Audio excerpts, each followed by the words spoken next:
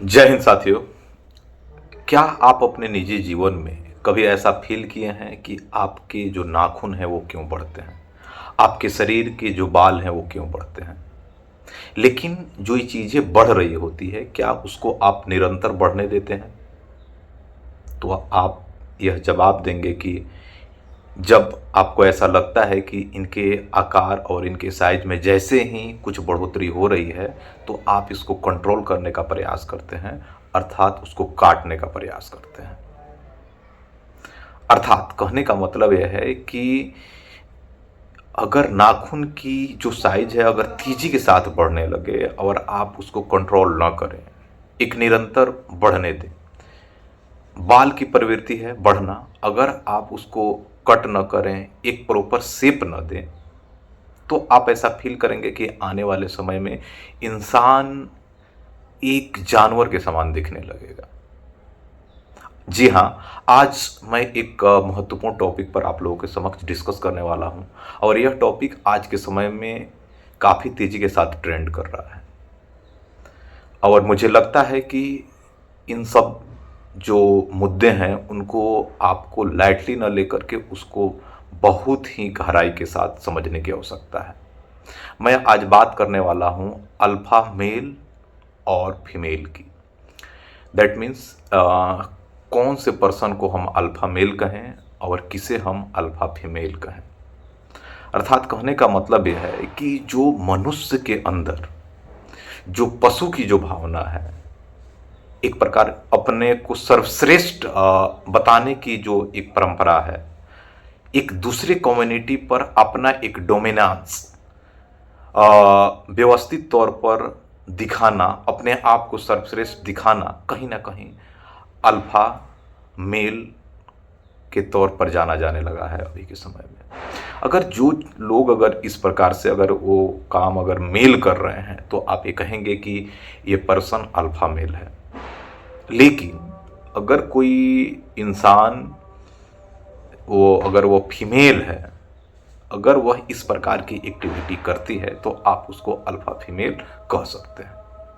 अर्थात कहने का मतलब यह है कि अगर आप कोई काम डेमोक्रेटिकली नहीं करते, सपोज मान लीजिए कि आप एक मैरिड पर्सन हैं या हो सकता है कि आप एक रिलेशनशिप में हैं, तो रिलेशनशिप में आने के बाद आपकी जो पार्टनर हैं, सपोज आप मेल हैं और अपने फीमेल पार्टनर पर आप निगरानी रखते हैं, आप ऐसा बोल सकते हैं अब आप अपने पार्टनर पर निगरानी रखते हैं। सपोज आप अपने पार्टनर का जो फ़ोन है उस फ़ोन को हो सकता है कि आप उसके पासवर्ड पता करने का प्रयास करते हैं, उसकी जितनी इन्फॉर्मेशन है आप ईमेल के माध्यम से जानने का प्रयास करते हैं, लेकिन अपनी कोई इन्फॉर्मेशन अपने पार्टनर को नहीं दे रहे हैं। अगर इस प्रकार की एक्टिविटी है तो हम ये कहेंगे कि आप जिस भी जेंडर से आते हैं, अगर आप मेल हैं तो आप अल्फ़ा मेल हैं, अगर आप फीमेल हैं तो आप अल्फ़ा फीमेल हैं। ये ज़रूरी नहीं है कि ये सिर्फ मेल पर्सन फीमेल के प्रति ही करते हैं। अक्सर बहुत ऐसे केस देखे गए हैं जहाँ पर फीमेल को मेल पर ये चीज़ें करते हुए देखा गया है। अब इस सिचुएशन अलग अलग हो सकते हैं, डिपेंड करेगा कि वहाँ का इन्वायरमेंट कैसा है। तो लगभग यहाँ पर ये जानने की ज़रूरत है कि अगर इस प्रकार की अगर प्रवृत्ति अगर इंसान के अंदर आने लगती है तो उसका इम्पैक्ट हमारे समाज पर क्या पड़ता है, हमारे फैमिली पर क्या पड़ता है। कहने का मतलब है कि जब आप अल्फा कैटेगरी में आप चले जाते हैं, दैट मीन्स आपके अंदर जो एक चेंज होता है, एक लिबर्टी होता है, वो चीज़ें ख़त्म हो जाती है। आप किसी चीज़ को सुनने की क्षमता खोने लगते हैं। आप अपने अंदर एक प्रकार की जो इगोस्टिक भावना होती है, उस इगोस्टिक भावना के अनुरूप चलने लग रहे होते हैं। आपको एक ऐसा समय आता है जिसमें आप ऐसा फील करते हैं कि आप जो कर रहे हैं वही सबसे बेस्ट है या आप जो बोल रहे हैं वही बेस्ट है। तो लगभग जो लोग आपसे जुड़ रहे होते हैं या आपके फैमिली में जो बच्चे होते हैं या आपके जो कलीग होते हैं, जो लोग आपसे सीखते हैं, वो लोग कहीं ना कहीं आपकी इस प्रवृत्ति से, उसमें से दो प्रकार की चीज़ें हो सकती है। कुछ लोग आपसे सहमत होते हैं जो आने वाले समय में आप ही के दिशा निर्देश के अनुसार चलने का प्रयास करते हैं, और कुछ लोग ऐसे होंगे जो आपके बिहेवियर के एकदम अगेंस्ट चले जाते हैं, और वो लोग हो सकता है कि वो दूसरे विचारधारा पर चलने लगे। तो कहने का मतलब है कि अगर जब आप अल्फा प्रवृत्ति के मेल या फीमेल हो जाते हैं, तो आपका जो इन्वायरमेंट होता है वह इन्वायरमेंट प्रॉपर कोऑर्डिनेशन आपके साथ नहीं कर पाता है। आप जो चीज़ें अपने फैमिली में स्टे करते हैं, जो लोग आपको पर्सनली एज ए फ्रेंड अपनी हर चीज़ को, अपनी समस्या को आपसे शेयर करते हैं, जब वहीं आप अल्फ़ा कैटेगरी में एंटर करते हैं तो वो लोग वो चीज़ें आपसे शेयर करना बंद कर देते हैं। कुछ ऐसे सिचुएशन डेवलप होते हैं कि जो लोग अगर कुछ क्रिटिकल हैं, वो क्रिटिकल लोग आपसे दूरी बनाना शुरू कर देते हैं, क्योंकि आप वन वे में इतना बात कर रहे होते हैं कि वो चीज़ें सामने वाले पर्सन को बिल्कुल पसंद नहीं आती। अब यहाँ पर कुछ ये चीज़ें समझने का प्रयास करते हैं कि आखिर ये अल्फ़ा मेल और अल्फ़ा फीमेल की सिचुएशन बढ़ क्यों रहा है। एक तो सबसे बड़ा कारण है हमारा एनवायरनमेंट। जिस प्रकार की प्रवृत्ति अगर हमारे समाज में अगर पहले से अगर बनी है और निरंतर चली आ रही है, अगर उसमें कुछ बदलाव नहीं हो रहा है, सपोज मान लीजिए कि कोई क्षेत्र है जिस क्षेत्र में आज भी फ्यूडलिज्म है, सामंतवादी व्यवस्था है, लोगों की मानसिकता अभी पुरानी है, लिटरेसी रेट में कोई भी इंक्रीमेंट नहीं हो रहा है। अब लिटरेसी रेट का मेरा मतलब यह है कि नहीं सिर्फ और सिर्फ बच्चे को आप सिर्फ पढ़ा दिए, उसको क्रिटिकल नहीं बनाए, तो मेरे हिसाब से उसको लिटरेसी कहना थोड़ा सा अटपटा लगता है। लिटरेसी का मतलब है कि आपको एक समझ विकसित हो कि सही क्या है, गलत क्या है। और एजुकेशन का मतलब खासकर मेरे हिसाब से ऐसा लगता है कि आपके अंदर एक तरीके से किसी की सुनने की क्षमता विकसित हो, एक लीगल तरीके से आप किसी से तर्क कर पाएं। ये होता है एजुकेशन का वास्तविक मतलब।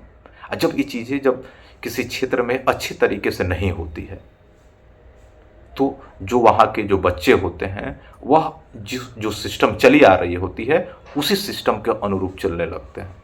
आप अक्सर फैमिली में देखते हैं कि कहीं कहीं कहीं मेल का बोलबाला ज़्यादा होता है, कहीं फीमेल का ज़्यादा बोलबाला होता है। तो जिस घर में मेल का बोलबाला ज़्यादा होता है तो आप देखेंगे कि 5 साल का बच्चा है जो मेल है, वह 10 साल 12 साल की जो लड़की होगी वो उसको वह डांट देगा। सोचिए ऐसा प्रवृत्ति क्यों होता है। और वहाँ के जो पेरेंट्स हैं उस बच्चे को एक शब्द भी डांटने का प्रयास नहीं करते हैं कि तुम अपने से सीनियर को तुम ऐसे क्यों बोल रहे हो, और उसको ऐसा लगता भी है कि हम सही कर रहे हैं। तो इस प्रकार की चीज़ें जो है तेजी के साथ बढ़ रहा है। और जो दूसरा जो है कंडीशन, वो पेरेंट्स का क्रिटिकल ना होना। पेरेंट्स अपने बच्चों को प्रॉपर गाइड नहीं देते।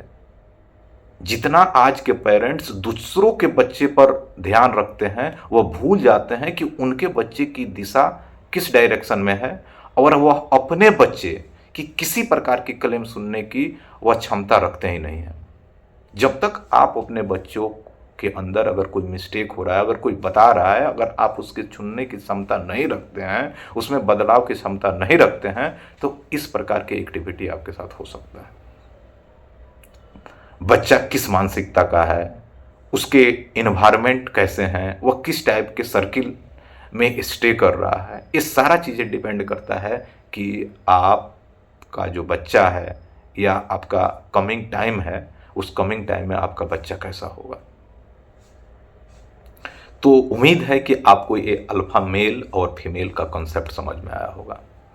अब यहाँ पर एक बात जो होती है कि इसको कंट्रोल कैसे किया जाए अभी के समय में, तो सबसे जो महत्वपूर्ण बात है जहाँ तक मुझे लगता है, बच्चों के जो शिक्षा है, परवरिश है, उसको थोड़ा सा क्रिटिकल बनाया जाए। अगर बच्चे गलत करते हैं तो बच्चों को उनको डांटिए, अगर बच्चे अच्छा करते हैं तो उनको अप्रिसिएट भी कीजिए। बहुत सारे ऐसे पेरेंट्स हैं आप देखेंगे कि सिर्फ और सिर्फ अप्रिसिएट ही करते हैं बच्चों को। बहुत ऐसे गार्जियन ऐसे हैं, पेरेंट्स ऐसे हैं जो बच्चों को कुछ भी कर ले, कितना हो अचीव कर ले, उसके अंदर वो नेगेटिव चीज़ें दिखाते हैं। तो लगभग यहाँ से मैंने कुछ दिन पहले नार्सिज्म जैसे मुद्दे पर भी आप लोगों के समक्ष कुछ बातें शेयर किया था, आप लोगों ने उसको देखा भी होगा। तो लगभग जब हमारा इस प्रकार के अगर कंडीशन डेवलप होते हैं तो बच्चे में नार्सिसिस्ट भावना या अल्फा मेल या अल्फा फीमेल की कंडीशन विकसित होने लगती है।